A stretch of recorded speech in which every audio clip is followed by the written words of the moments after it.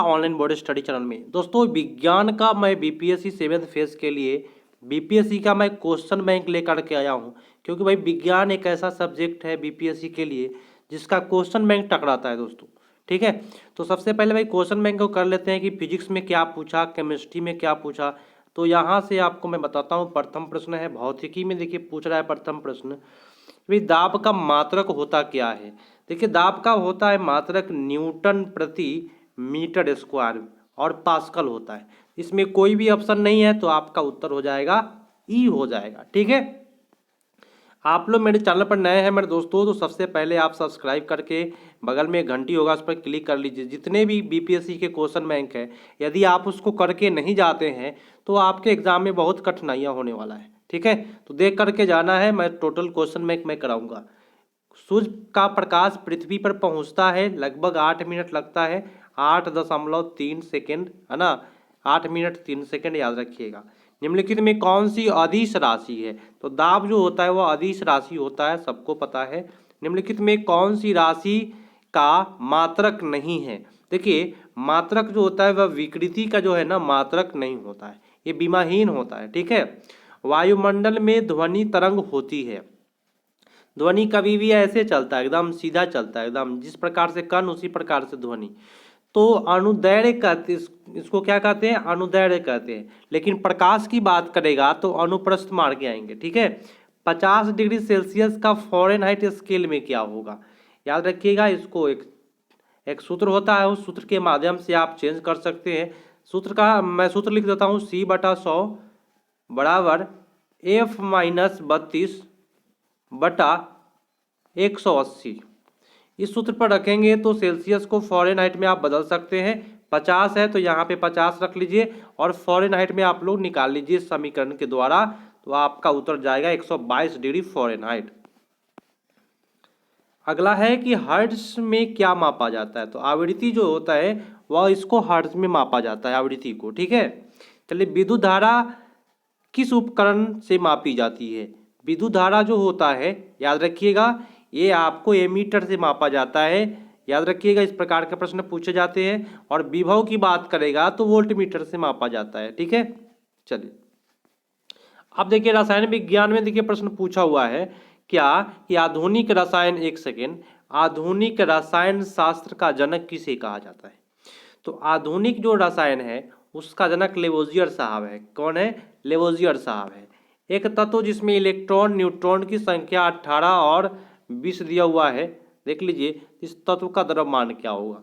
देखिए इलेक्ट्रॉन और न्यूट्रॉन की संख्या दिया हुआ है, तो द्रव्यमान बराबर होता है P+N। क्या होता है, P+N। और प्रोटॉन को ही इलेक्ट्रॉन कहते हैं। क्या कहते हैं, प्रोटॉन की जो संख्या होती है वह इलेक्ट्रॉन की होती है। तो 18 + N बोले तो क्या 20, तो आपका हो जाएगा 38। क्या हो जाएगा, 38 हो जाएगा। तो कोई भी कहीं भी आपको परेशानी नहीं होगा साइंस में, क्योंकि भाई मैं आपको काफ़ी अच्छा तरीका से साइंस बता दूंगा, कहीं से भी आपको परेशानी नहीं होगा।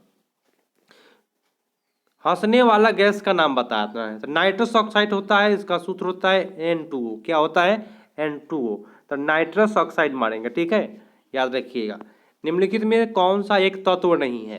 देखिए तत्व कहे तो गैस जो होता है वह तत्व नहीं होता है। गैस क्या होता है, याद रखिएगा, मैं लिख देता हूँ, गैस मिश्रण होता है। क्या होता है, गैस मिश्रण होता है। पानी का पीएच मान बताना है, तो सबको पता है कि पानी का पीएच मान 7 होता है। ग्रीन हाउस गैस के मुख्य घटक बताना है, तो कार्बन डाइऑक्साइड भी होता है, मीथेन भी होता है, नाइट्रस ऑक्साइड, ओजोन, है ना। तो ग्रीन हाउस गैस ओजोन तो नहीं होता है, लेकिन इसमें एक से अधिक है, तो आपका उत्तर जाएगा ई पर।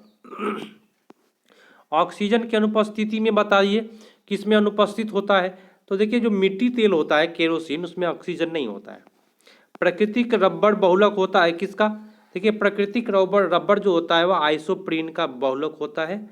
और कृत्रिम रबड़ की बात करें तो नियोप्रीन मानेंगे। ठीक है, कोई परेशानी नहीं। आइए अब देखिए बायो का प्रश्न है, पहले 2 प्रश्न और बचा हुआ इसको कर ले, उसके बाद बायो में आते हैं। ग्लूकोज का सूत्र बताना है, C6H12O6। ठीक है, ये ग्लूकोज का सूत्र है। कार्बन मोनोऑक्साइड का आबंध क्या होता है। कार्बन मोनोऑक्साइड कहे, ठीक है, इसका आबंध पूछे आप लोगों से तो क्या मारिएगा, पूरे ध्यान से बताएं। आपका होता है उत्तर 3। कितने होते हैं? 3। कैसे? ऐसे C ट्रिपल बॉन्ड O इस प्रकार से जुड़ा होता है। ठीक है, चलिए जीव विज्ञान की बात करें, इससे प्रश्न पूछा गया है बीपीएससी में। ये 65वां बीपीएससी में पूछा हुआ प्रश्न है कि शरीर का तापमान नियंत्रण करता है, कौन करता है भाई नियंत्रण? तो हाइपोथैलेमस करता है। कौन करता है? हाइपोथैलेमस। पुस्तक द ओरिजिन ऑफ स्पीसीज किसने लिखा? तो चार्ल्स डार्विन साहब लिखे हुए हैं, याद रखना है। शैवाल और कवक से जो मिलता है उसको क्या कहते हैं? है ना, शैवाल और कवक से मिलने से क्या बनता है? तो लाइकेन बनता है। तो इसको हम कहते हैं क्या? म्यूट्यूअलिज्म। क्या बोलते हैं इसको? म्यूट्यूलिज्म बोलते हैं इसको। ठीक है, चलिए जहाँ जीव रहता है उससे सटीक जगह को क्या कहते हैं? तो आवास कहते हैं उसको। जहाँ जीव रहता है उसको आवास कहते हैं। ठीक है, सौर ऊर्जा एटीपी में बदलता है। देखिए तो इसके बदलने का काम करता है क्लोरोप्लास्ट करता है सौर ऊर्जा को एटीपी में। प्रकाश संश्लेषण का उत्पाद क्या है? बोले तो निकलता क्या है? तो ऑक्सीजन निकलता है। क्या निकलता है? ऑक्सीजन। 100% मैं सही बता रहा हूँ, कहीं से भी आपको प्रॉब्लम ना होगा। हड्डियों की पढ़ाई जो होता है वह ऑस्टियोलॉजी में होता है। क्या होता है? ऑस्टियोलॉजी में होता है। ठीक है, चलिए नेक्स्ट प्रश्न पाइए कि निम्नलिखित में किसकी कोशिका में कोई एंजाइम नहीं होता है? तो विषाणु में है ना, कोई भी एंजाइम नहीं होता है, याद रखना है।